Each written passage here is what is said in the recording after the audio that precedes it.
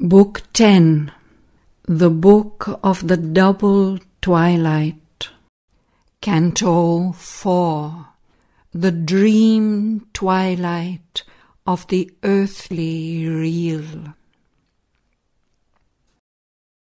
Then rang again a deeper cry of death, as if beneath its weight of sterile law, oppressed by its own obstinate, meaningless will, disdainful, weary, and compassionate, it kept no more its old intolerant sound, but seemed like life's in her unnumbered paths, toiling forever and achieving naught because of birth and change, her mortal powers by which she lasts, around the term posts fixed, turning of a wide, circling, aimless race, whose course forever speeds and is the same. In its long play with fate and chance and time, assured of the game's vanity, lost or won, crushed by its load of ignorance and doubt, which knowledge seems to increase and growth to enlarge. The earth mind sinks, and it despairs and looks old, weary, and discouraged on its work. Yet was all nothing then, or vainly achieved? Some great thing has been done, some light, some power delivered from the huge inconscient's grasp. It has emerged from night, it sees its dawns circling forever, though no dawn can stay. This change was in the Godhead's far-flung voice. His form of dread was altered, and admitted our transient effort at eternity, yet flung vast doubts of what might else have been, on grandiose hints of an impossible day. The great voice, surging, cried to Savitri, "Because thou know'st the wisdom that transcends both veil of forms and the contempt of forms, arise, delivered by the seeing gods. If free thou hadst kept thy mind from life's fierce stress, thou mightst have been like them, omniscient, calm, but the violent and passionate heart forbids. It is the storm bird of an anarch power that would upheave the world and tear from it the indecipherable scroll of fate, death's rule and law and the unknowable will. Hasteners to action, violators of God, are these great spirits who have too much love, and they who, formed like thee, for both art thou, have come into the narrow bounds of life with two large natures, overleaping time, worshippers of force, who know not her recoil. Their giant wills compel the troubled years. The wise are tranquil, silent the great hills rise ceaselessly towards their unreached sky. Seated on their unchanging base, their heads dreamless in heaven's immutable domain. On their aspiring tops, sublime and still, lifting halfway to heaven the climbing soul, the mighty mediators stand content to watch the revolutions of the stars, motionlessly moving with the might of earth. They see the ages pass and are the same. The wise think with the cycles. They hear the tread of far-off things. Patient, unmoved they keep their dangerous wisdom in their depths restrained, lest man's frail days into the unknown should sink, dragged like a ship by bound Leviathan into the abyss of his stupendous seas. Lo, how all shakes when the gods tread too near. All moves, is in peril, anguished, torn, upheaved.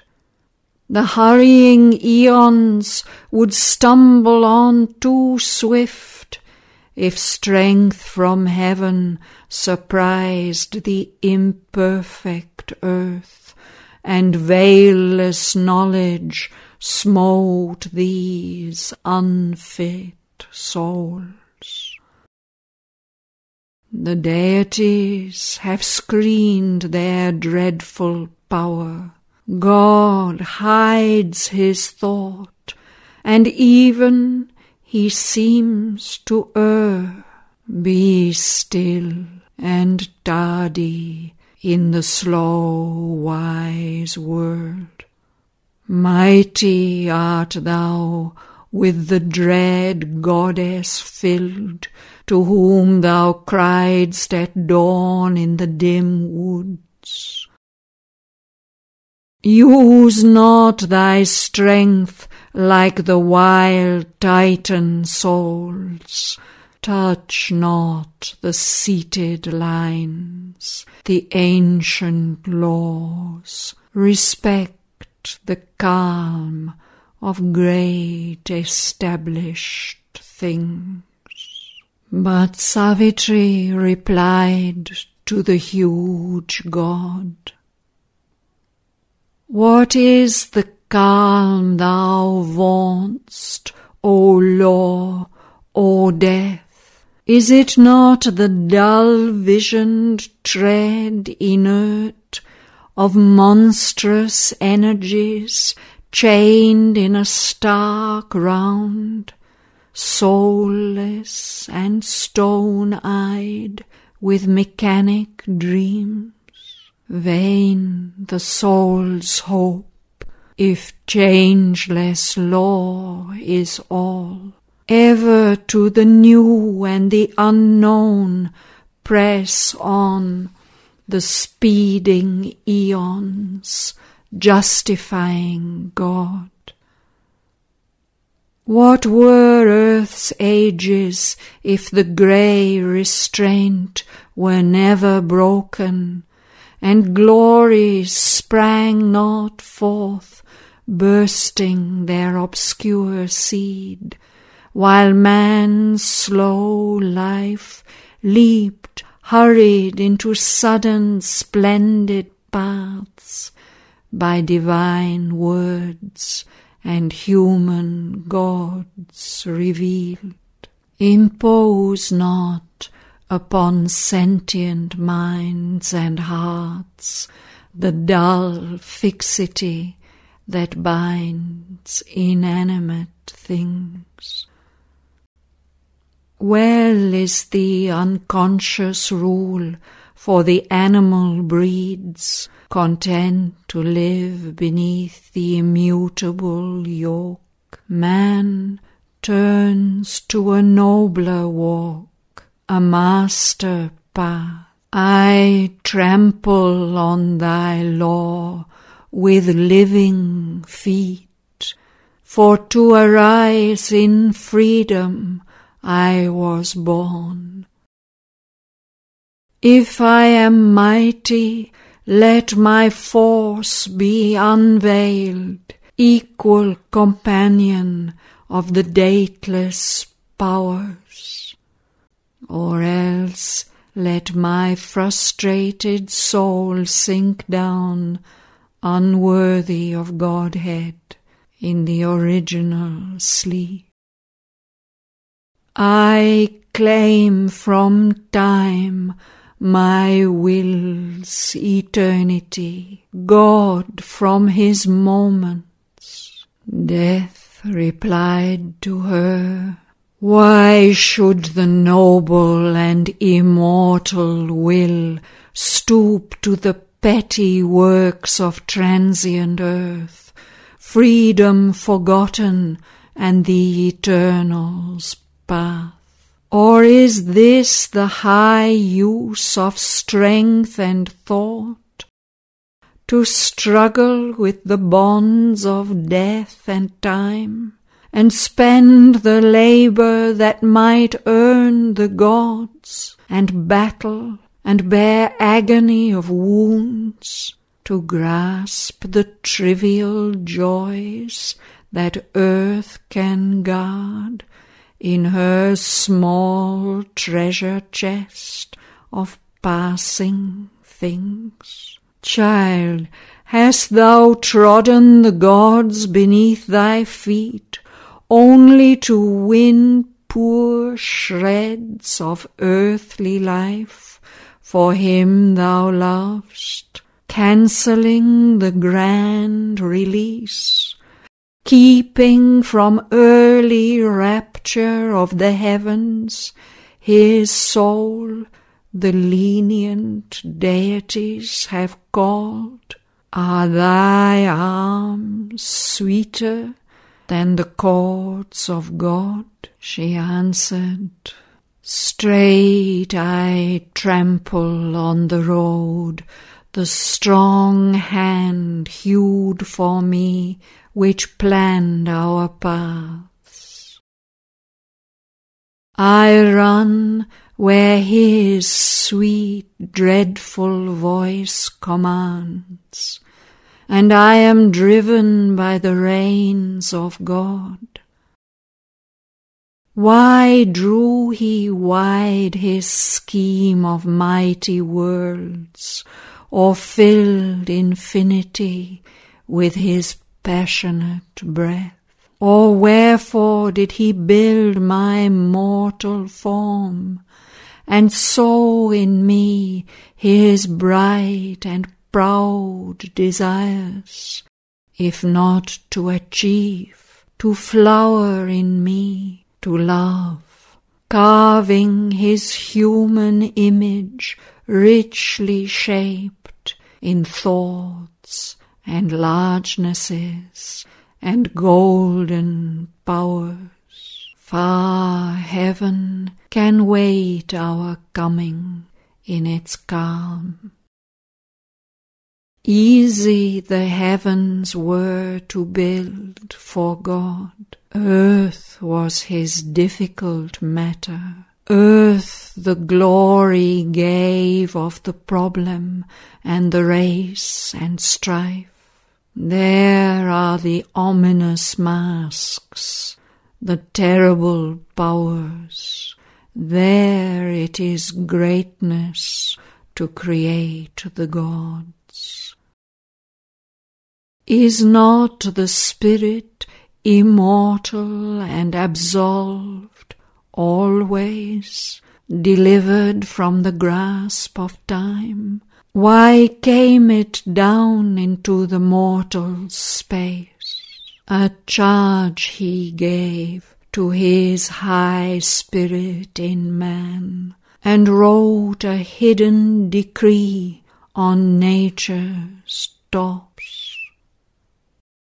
Freedom is this, with ever-seated soul, large in life's limits, strong in matter's knots, building great stuff of action from the worlds, to make fine wisdom from coarse scattered strands, and love and beauty out of war and night, the wager wonderful, the game divine.